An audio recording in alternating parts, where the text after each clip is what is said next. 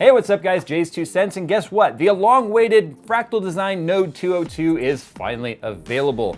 Now, considering the fact that this is not exactly the easiest case to build in, I thought it would be a good idea to go ahead and do a build guide for building inside the Fractal Node 202. I mean, what do you do when the case you're gonna build in is roughly the same size of an EATX motherboard? As you can see, it is gonna be a little bit of a challenge, so hopefully this video will make it just a little bit easier to fit all this junk inside that tiny space.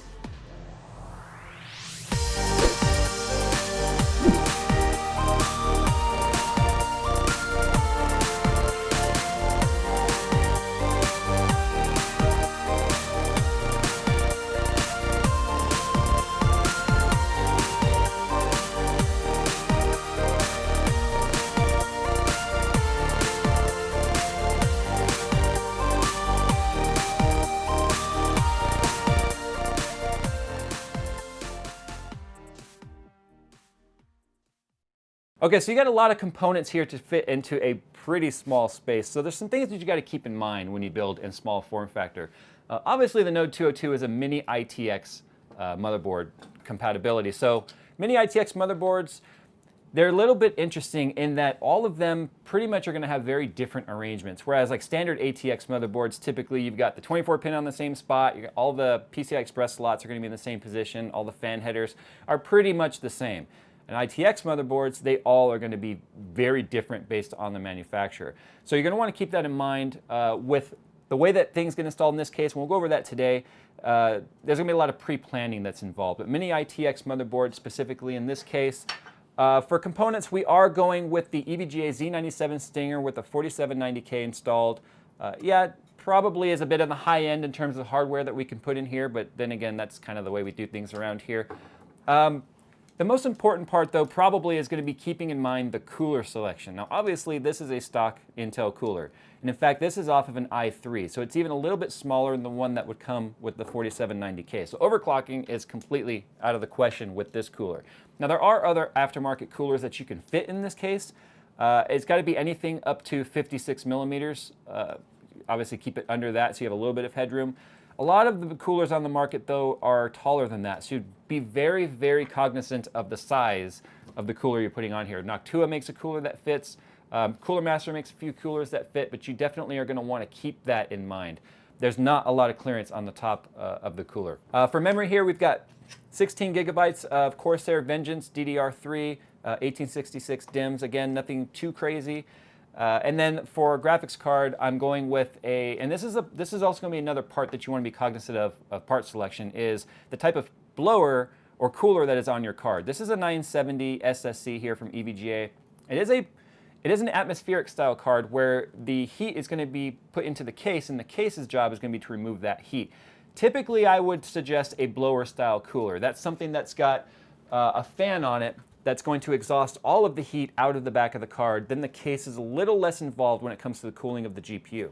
But because I don't actually have a graphics card that is going to meet the power requirements of the included SFX power supply that is in here, I had to make some compromises here. In fact, the 450 watt Fractal Design SFX power supply in here is going to be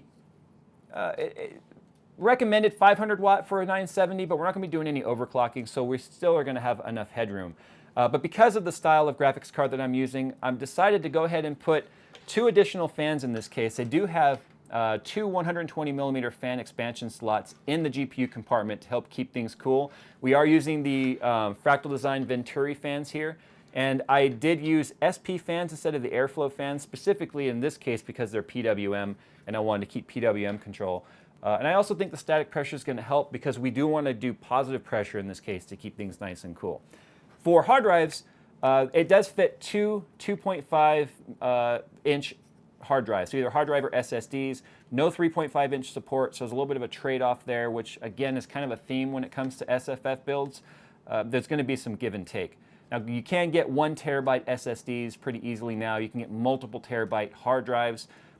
So depending on what the ultimate use of this case is going to be, home theater, PC, small form factor, gaming PC, you're going to want to be mindful of the amount of storage that you need. Because it's two small 2.5 inch drives that'll fit in here, I obviously wouldn't be able to put a lot of, let's say, digital media on this machine, which would lead me to want to use some sort of a NAS or a home network to kind of put all of my media files on there. This is going to be dual purpose. It's going to connect to my NAS for home media, and it's also got the horsepower to run games in the living room, which is what I'm ultimately after. So now we've gone over the part selection and why we chose these parts. Let's go ahead and take the case apart. Let's show you the way it's laid out and kind of some things to keep in mind when building in this case. That way you don't have any surprises when you go to dig in here yourself for the first time. So when you open it up, you're going to find your accessory box. You've got your auxiliary power supply cable here. And then if you get the SFX version, it's going to include a 450 watt Fractal design, 80 plus bronze SFX power supply. All of your cables are bundled up in the corner here. And then you've got hard drive audio cable, and then your USB 3.0, and then of course your front panel connectors. Now there's some things that I would do on here to get set up depending on the way you're going to be doing your build. Now for instance, you've got the SFX over here, but as you can see, the actual power port is all the way on this side. So they've got this cable that's kind of routed through here to the SFX power supply. The only problem is it kind of runs over where the fan is. So I'm personally going to reroute this cable along the bottom here. That way it doesn't interfere with the fan and get sandwiched in between the graphics card. The other thing to keep in mind too is, like I said, kind of do a quick test fit here of your motherboard. Place it in its proper position and see where everything is going to lay out. Because the biggest challenge of building in an SFX or a small form factor power supply is getting everything basically managed when it comes to cables. There's nothing more challenging than building in something that doesn't have a whole lot of room, but yet can still fit a lot of hardware. You've got a lot of cables to deal with. So as you can see, even just getting the motherboard in place here is taking a little bit of preparation. But as you can see here, the 24 pin is going to be a little bit of a challenge simply because of where it's at. It's right next to the power supply, so we're going to have to take that cable and kind of squish it up over here. Our memory DIMMs are right in between that and the SFX power supply, so it's going to be very tight. All of our fan ports are up here at the top, so they're going to be a pretty long run from the fan spots over to here. And then our 8-pin EPS power supply is also all the way over here. So there's going to definitely be some planning involved. Now, you might be asking yourself about the graphics card. What the hell about the graphics card? Where do you put the damn thing? Well, they also include these PCI Express riser card, which is relocating the power supply the graphics card into its own compartment. That way the heat is a bit isolated from the rest of the case, because the only opening between these two compartments is this spot right here where the cables run through this opening to get from the two different compartments. But once you put together the riser card, it's going to basically look like this.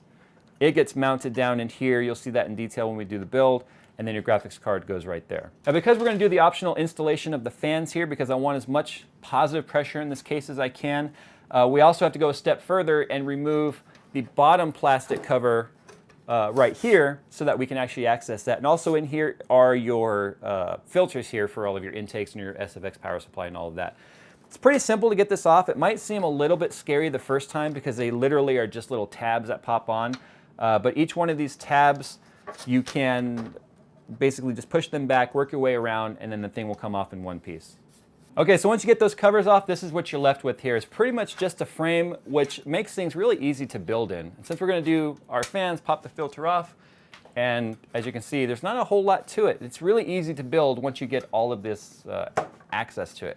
Now, one other thing we're going to do real quick before we start this build is we're going to go ahead and remove the hard drive tray or the SSD tray, whatever you are putting in here. It's just one screw right here in the middle. I don't know how to work a screwdriver. Screwdrivers are hard. Slide it forward, pull it up, and then you can mount 2 SSDs to this. So we'll set this aside for now. And then this is pretty much what you're left with.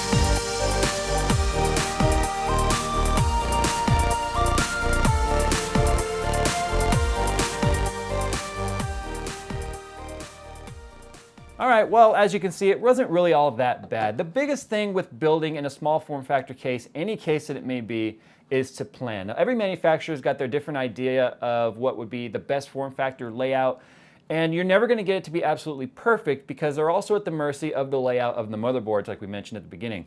I kind of feel like the Stinger board here is one of the least friendly motherboards to deal with when it comes to building a small form factor, just from the placement of some of the components.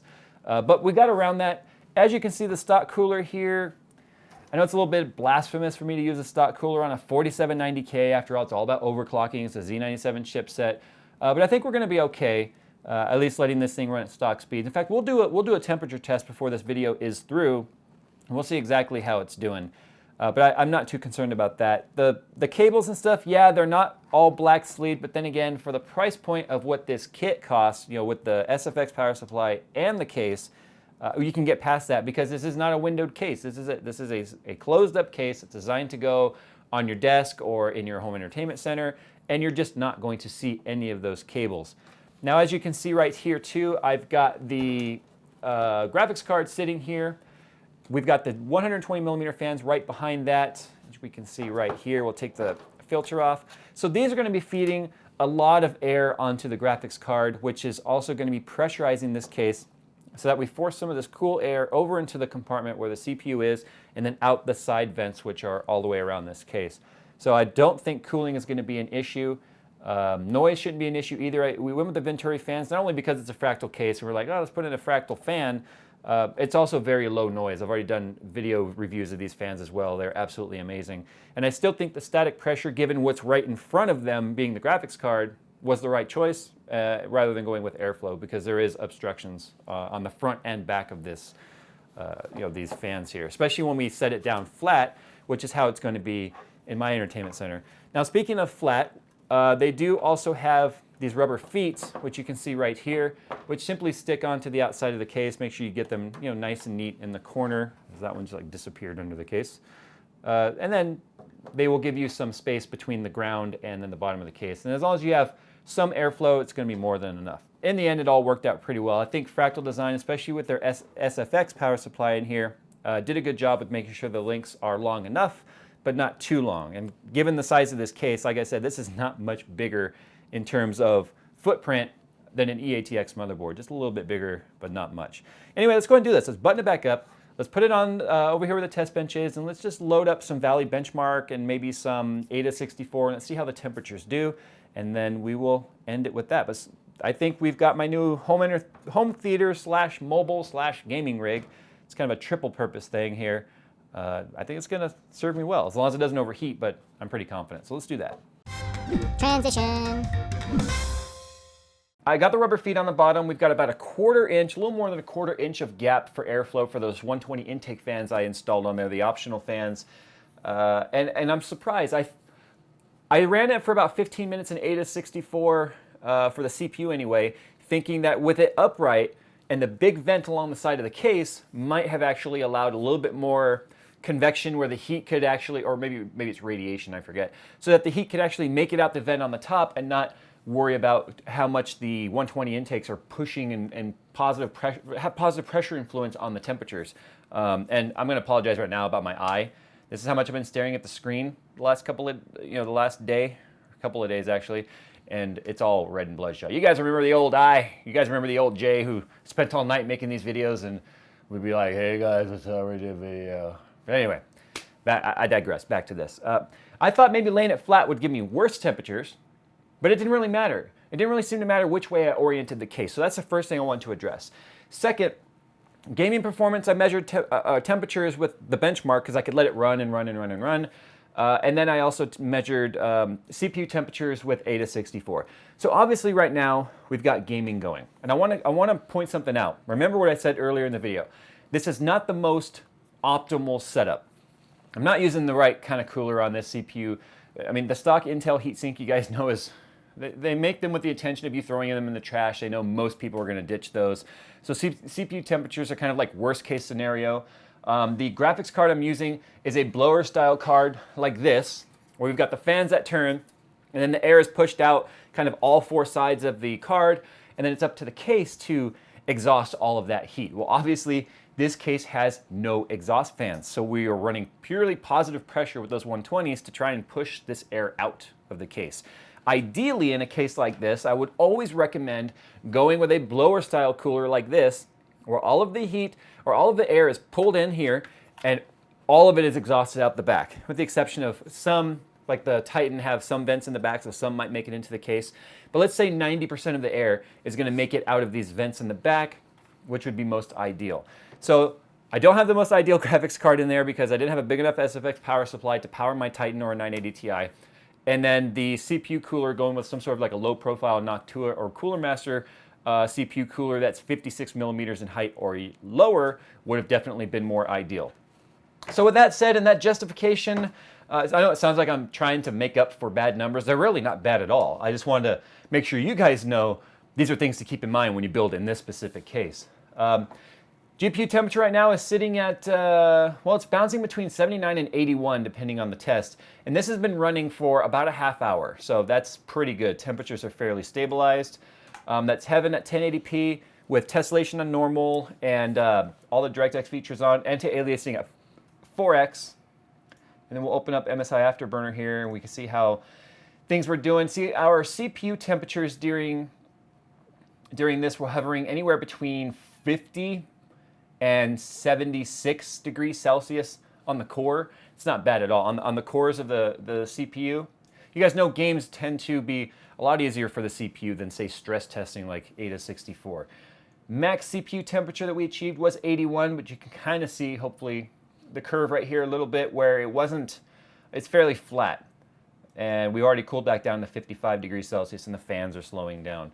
Ada64, I ran this in multiple configurations with the case standing up and laying down. Like I said, temperatures didn't change, which surprised me. I honestly thought with those 120s being on the bottom with only a 1/4 inch around the case to suck air in, that it would have suffered a little bit, but it really didn't. And that might be because I use static pressure fans. And that's why I justified using static pressure instead of airflow, given the orientation of the case, because that's how it's going to be in my entertainment center. Our max temperatures reached all the way up to 97 C. Our average was 85.6 C. Now, before you guys go, holy hell, that's hot.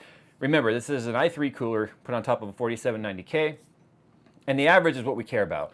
The maximum on Ada64 is always going to measure those spikes. And since we were measuring, we were stressing the cache, we were stressing the floating point unit calculations, and we were stressing the memory, we were literally we were bulldozing this CPU to see what temperatures would do. Keep that in mind.